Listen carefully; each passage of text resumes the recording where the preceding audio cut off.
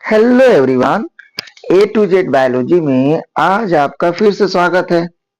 Animal kingdom series को आगे बढ़ाते हुए आज हम लोग फाइलम प्लेटीहेल्मिन्थीज के अंतर्गत आने वाले एक अन्य प्राणी पर चर्चा करेंगे, जिसे टीनिया सोलियम या पॉर्क टेप वर्म के नाम से जाना जाता है। लेकिन इससे पहले आप मेरे चैनल पर पहली बार आए तो चैनल को लाइक और सब्सक्राइब जरूर कर लीजिए, ताकि आने वाले हर वीडियो का नोटिफिकेशन आपको मिलता रहे। और साथ ही अपना प्यार और सपोर्ट भी बनाए रखिएगा, क्योंकि आपका सपोर्ट ही हमारा मोटिवेशन है। तो समय को ध्यान में रखते हुए आइए चलते हैं टीनिया सोलियम। अगर हम टीनिया सोलियम की बात करें तो इसे पॉर्क टेप वर्म के नाम से जाना जाता है। और इसका सिस्टमेटिक पोजीशन क्या है? फाइलम क्या है? Phylum Platyhelminthes. क्लास क्या है? सिस्टोडा। सब क्लास क्या है? यूसिस्टोडा। ऑर्डर क्या है? टीनियोआइडिया। और फैमिली टीनियाइडी। और जीनस क्या है? Taenia species solium. तो आप अच्छे से इनका सिस्टमेटिक पोजीशन को देख लीजिएगा। कभी कभी एग्जाम में सिस्टमेटिक पोजीशन से भी प्रश्न पूछे जाते हैं। अगर हम इनके बारे में बात करें तो ये कैसे होते हैं? सर्वप्रथम ये डाइजेनेटिक होते हैं। कैसे होते हैं? डाइजेनेटिक होते हैं, द्विपोषी होते हैं, द्विपोषी पैरासाइट। प्राइमरी होस्ट इनका मैन होता है और सेकेंडरी होस्ट क्या होते हैं? पिग होता है। इनका जो शरीर होता है रिबन या फीते की भांति लंबा एवं चपटा होता है। रिबन लाइक स्ट्रक्चर इनका होता है। अच्छा, इनकी लंबाई की अगर हम बात करें तो इनकी लंबाई 1 मीटर से लेकर 5 मीटर तक हो सकती है। और इनके संपूर्ण शरीर में लगभग 850 देवखंड होते हैं। और इन देवखंडों को प्रोग्लॉटिड्स के नाम से भी जाना जाता है। इस बात को ध्यान में रखेंगे, ये एग्जाम में पूछे जाने वाला क्वेश्चन है। वेरी इंपॉर्टेंट पॉइंट है कि टीनिया सोलियम का जो बॉडी होता है वो विभाजित होते हैं अलग अलग खंडों में। और इनका जो शरीर होता है, इनका जो बॉडी होता है, 3 पार्ट में डिवाइडेड होता है। Then first one is the सर या सिर, स्कोलेक्स कहा जाता है, ग्रीवा, नेक। एंड थर्ड जो पार्ट है उसे क्या कहा जाता है? सखंड या स्ट्रोबिला के नाम से भी जाना जाता है। आइए देख लेते हैं टीनिया सोलियम का एक डायग्राम। देखिए, ये आपके सामने क्या है? एक पॉर्क टेप वर्म का स्ट्रक्चर है। देखिए कितना लेंथ बड़ा है, इसका लेंथ देख लीजिए। यहाँ पर देखिए दिया है मैच्योर प्रोग्लॉटिड्स, देहखंड दिया हुआ है। इसके बाद देखिए स्ट्रोबिला भी यहाँ पर बना हुआ है, यहाँ पर। फिर immature proglottids, neck area, proliferation and scolex. तो ये 3 पार्ट में डिवाइडेड होते हैं। इस बात को आप ध्यान रखेंगे। इनका जो बॉडी होता है ये 3 पार्ट में डिवाइडेड होता है। अच्छा, इनके बारे में और क्या खास दे रखा है? अगर हम सर की बात करें, इनके सिर की बात करें, अर्थात स्कोलेक्स की बात करें, तो यह शरीर के अगले सिरे का क्या करते हैं? निर्माण करते हैं।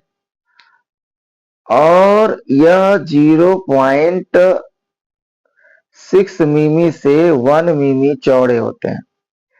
इसके माउथ का सबसे बाहरी हिस्सा रोस्टेलम कहलाता है। Very very important point. जो 22 से 32 हुकों द्वारा सज्जित रहता है, जो काइटिन के बने होते हैं। अच्छा, पहली पंक्ति के जो हुक होते हैं वो बड़े, लगभग 0.14 मिमी से 0.18 मिमी तक, तथा पिछली पंक्ति के जो हुक होते हैं वो 0.11 मिमी से 0.14 मिमी के तक छोटे हुक होते हैं। मतलब इनका जो अगर देखेंगे हुक का स्ट्रक्चर कुछ इस तरीके का स्ट्रक्चर होता है, यहाँ पर ऐसे। और इसमें हुक के 2 लेयर पाए जाते हैं। हुक के कितने लेयर पाए जाएंगे? 2 लेयर हुक के पाए जाते हैं, एक बाहर एक अंदर की तरफ। अच्छा, इनके हुक के 3 भाग होते हैं। देखिए यहाँ पर एक स्ट्रक्चर डायग्राम बना हुआ है हुक का। स्मॉल हुक बना है, उसमें लार्ज और स्मॉल दोनों है। यहाँ पर हमने स्मॉल हुक को रिप्रेजेंट किया हुआ है। सबसे कॉर्नर का जो पार्ट है, अगला सिरा, उसे ब्लेड, फिर ये जो मुड़ा हुआ पार्ट है उसे बेस, और जो अटैच रहता है उसे हैंडल कहते हैं। मतलब इनका जो हुक होता है आधार, हैंडल और ब्लेड में डिवाइडेड होते हैं। अच्छा, अगर हम नेक की बात करें तो इनका जो नेक होता है, यहाँ से दो खंडों की उत्पत्ति होती है। मतलब जो प्रोग्लॉटिड्स होते हैं उनकी उत्पत्ति यहीं से होती है। इसलिए इसे ग्रोथ जोन या बडिंग जोन या एरिया ऑफ प्रोलिफरेशन या एरिया ऑफ सेगमेंटेशन के नाम से जाना जाता है। किसको? नेक को। अगर हम स्ट्रोबिला की बात करें तो स्ट्रोबिला देखिए, यह शरीर का सबसे लंबा और प्रमुख भाग होता है। इसमें 800 से 1000 देहखंड अर्थात प्रोग्लॉटिड्स होते हैं। ल्यूकार्ट के अनुसार सोलियम जाति का नाम सीरियाई शब्द सुसेल से लिया गया है, जिसका अर्थ होता है जंजीरिया chain. This is very very important point, आप इसको अच्छे से देख लीजिएगा। अच्छा, यहाँ पर देखिए, अगर हम हुक की बात करें तो देखिए यहाँ पर स्ट्रक्चर दिया है माउथ स्कोलेक्स का, रोस्टेलम का। यहाँ पर देखिए दो हुक का 2 लेयर पाया जाता है ना, 2 रो ऑफ हुक्स। इसके बाद देखिए सकर्स यहाँ पर मौजूद होते हैं। अगर हुक का डायग्राम, लार्ज डायग्राम देखेंगे तो कुछ इस तरीके का हुक्स यहाँ पर रिप्रेजेंट किया गया है। यहाँ पर 2 रो हुक्स दिया है। देखिए बीच बीच में लार्ज हुक और कहीं कहीं शॉर्ट्स हुक भी बने हुए हैं। तो यहाँ पर देखिए हुक का अलग से डायग्राम भी दिया गया है, लार्ज और शॉर्ट दोनों का। और यदि आप मेरे चैनल पर पहली बार आए तो चैनल को लाइक और सब्सक्राइब करके हमें मोटिवेट जरूर करते रहें, क्योंकि आपका सपोर्ट ही हमारा मोटिवेशन है। स्ट्रोबिला में 3 प्रकार के देहखंड पाए जाते हैं। जो स्ट्रोबिला होता है, 3 टाइप्स के प्रोग्लॉटिड्स देखने को इसमें मिलते हैं। फर्स्ट होता है अपरिपक्व, मतलब इनमेच्योर प्रोग्लॉटिड्स। इसमें यह ग्रीवा के ठीक पीछे का भाग होता है। इसमें लगभग 200 प्रोग्लॉटिड्स पाए जाते हैं, मतलब 200 देहखंड मौजूद होते हैं। मेच्योर सेकेंड नंबर जो आता है इनका स्ट्रोबिला का सेकेंड पार्ट, वो है परिपक्व देहखंड। इस देहखंडों की संख्या लगभग 450 होती है। ये स्ट्रोबिला का मुख्य भाग बनाते हैं। This is important part. And third क्या दे रखा है? अंडपूर्ण देहखंड। शरीर के पुराने तथा अंत के 150 से 350 देहखंड पके हुए अब अंडपूर्ण मतलब ग्रेविड कहलाते हैं। अच्छा, इनमें जो देहखंड टूटते हैं ना, इनके देहखंडों के टूटने की प्रक्रिया को एपोलाइसिस के नाम से जाना जाता है। This is very very important point of the, और this is a very special feature of the phylum platyhelminthes के कुछ प्राणियों में, जैसे टीनिया सोलियम का मेन फीचर है। इनमें एपोलाइसिस की प्रक्रिया देखने को मिलता है। अच्छा, नेक्स्ट इसमें जो रेस्पायरेशन होता है वो कैसा होता है? एनारोबिक रेस्पायरेशन होता है। इनमें एनारोबिक रेस्पायरेशन, अवायवीय श्वसन देखने को मिलता है।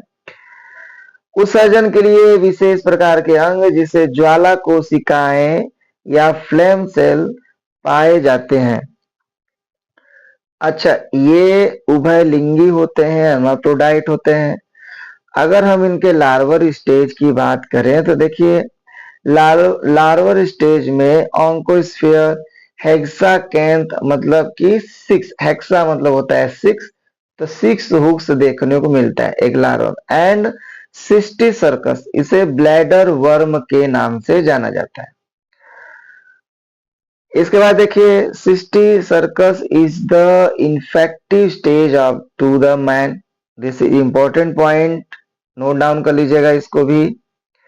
कॉजेज द टीनियसिस डिजीज, और क्या कॉजेज करता है? टीनियसिस डिजीज कॉजेज करता है।